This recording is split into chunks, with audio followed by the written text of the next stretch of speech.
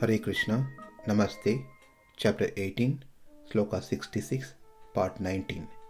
Sarva-dharmān parityajya, mām ekaṁ śaraṇaṁ vraja, ahaṁ sarva-pāpebhyo, mokṣayiṣyāmi ma śucaḥ. Abandon all varieties of religion and just surrender unto me. I shall deliver you from all sinful reactions. Do not fear.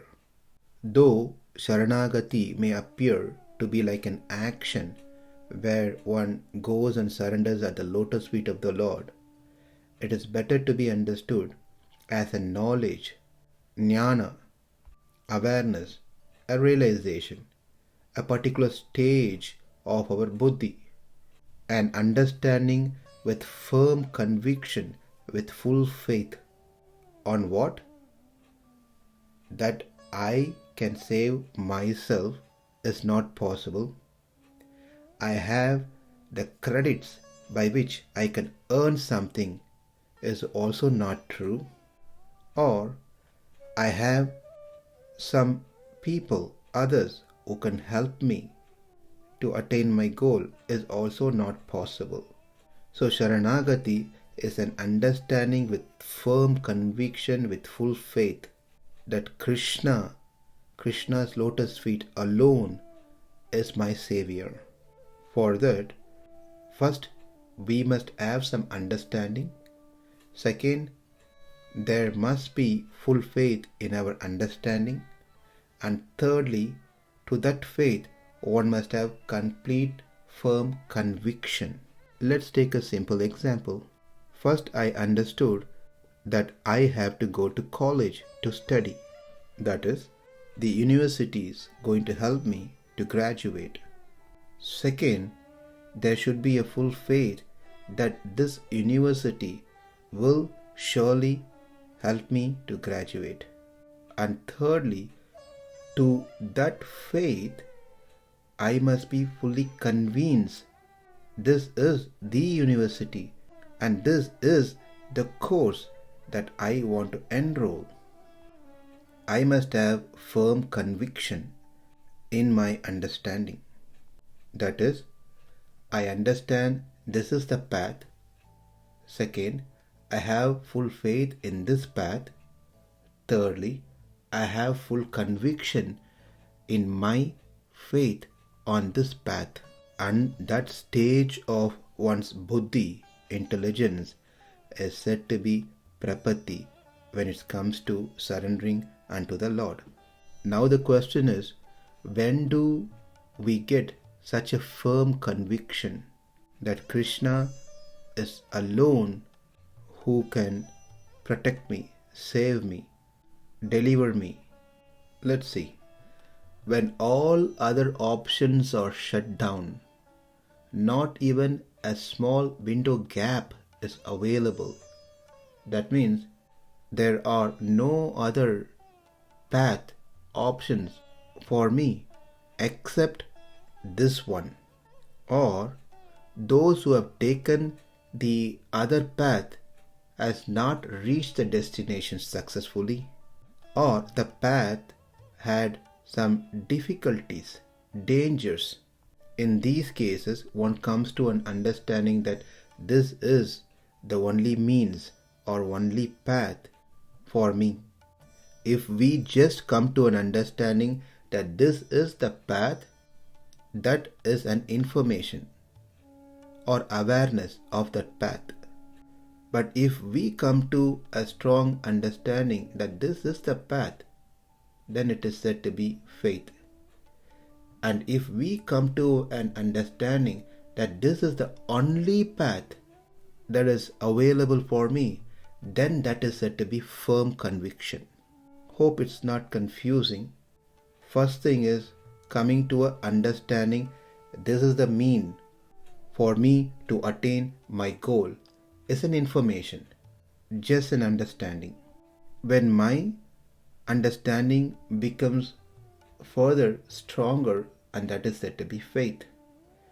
If that faith becomes further stronger that this is the only means that's available for me to attain my goal, then it is said to be firm conviction. This will be more clear if we see an example. Say we have 5 doors in a hall to exit. An auditorium has 5 doors.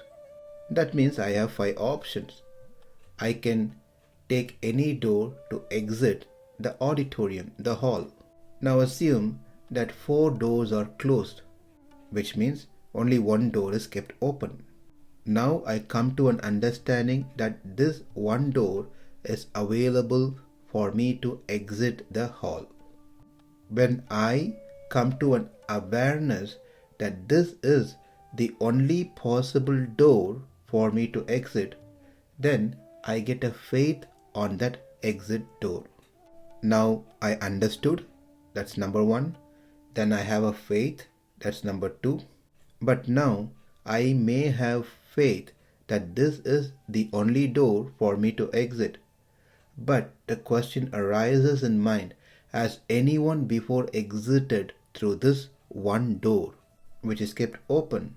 If not, then I may be reluctant to exit through this door, even if I have understood that this is the only door that's open.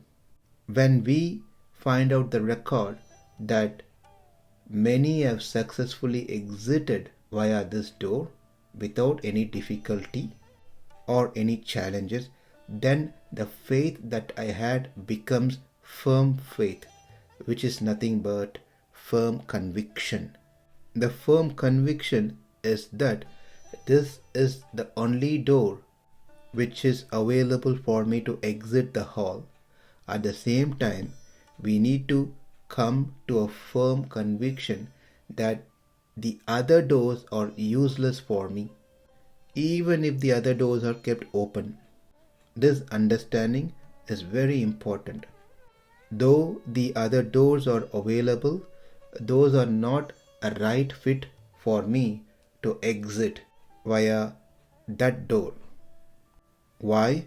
Because there are challenges exiting through the other doors.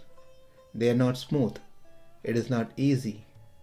It demands and expects certain eligibility. That door, which is given as another option, will not take me out easily, quickly.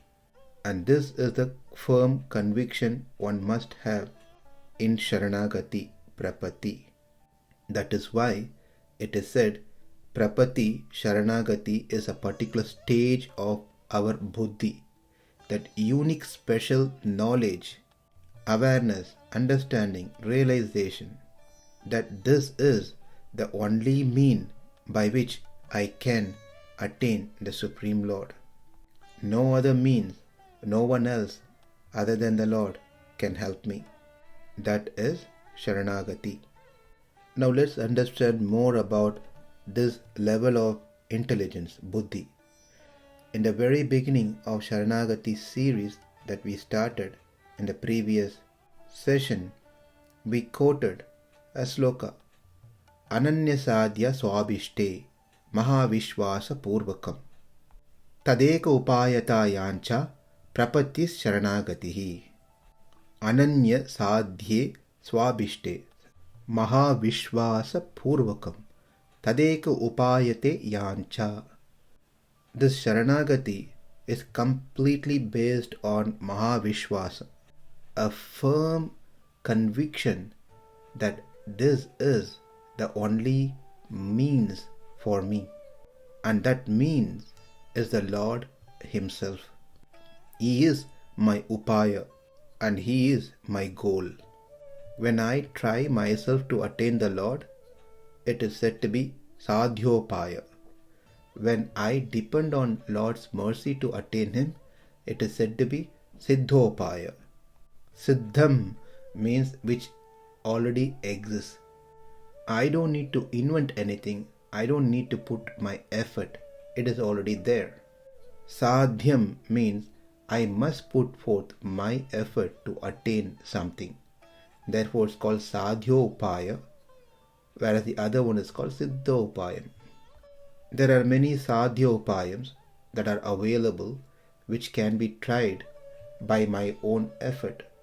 But there is only one siddhopayam, which is the Lord Himself and His mercy upon us. This will be clear with an example. If I have to get to the top floor of a tall building, I have two options. Either I can walk through the staircases or get into an elevator and just press the button, the floor number where I want to go. Now let's see some facts with this option. With the staircase option, I can decide to stop my journey at any time. I have the control of how I want to make my journey. My way up, I can take some breaks in between. On the way, I can do few other activities before I reach the destination. These are advantage provided in staircase. Whereas with elevator, such options are not possible. Once I get into the elevator, I have no control of stopping it. The second point is, staircase journey takes longer time, makes us tired, it drains our energy, whereas the elevator makes our journey shorter and it is effortless. Therefore, one does not become tired. The third point, when I am walking through the floors using the staircase, I may decide to stay in a particular floor for some time before I can get to the actual floor.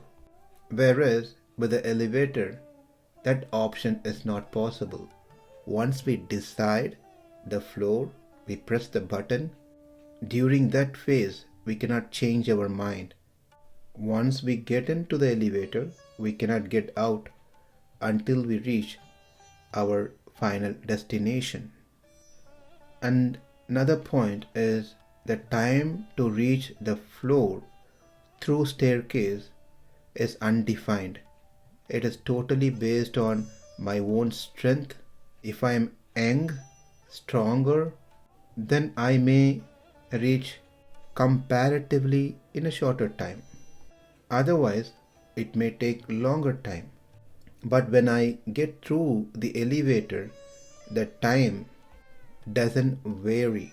Whether I get into the elevator or someone else get into the elevator, it's going to be the defined time. It is fixed. It is not based on my strength, my age, nothing. If an 80-year-old man enters the elevator does not calculate the time based on the person's age and make it longer and shorter for those who are young. Whether a person is 20 years, 30 years, 50 years or 80 years, as soon as the person enters into the elevator, the time it takes to reach the destination is same. That means it doesn't look for any qualification like age, strength, gender, color, nationality, etc. So connecting this example to our subject, the option 1, which is walking through the staircase, is my own effort. Option 2, going through the elevator, is not my effort. The staircase path is sadhyopaya, whereas the elevator path is siddhopaya. I am depending on my effort by walking through the staircase, sadhya.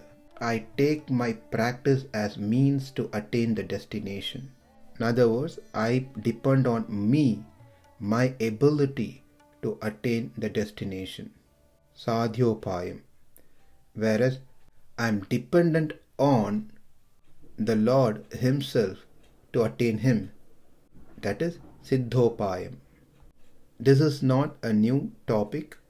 We have covered siddhopaya and sadhyopaya in the previous sloka, in the very beginning.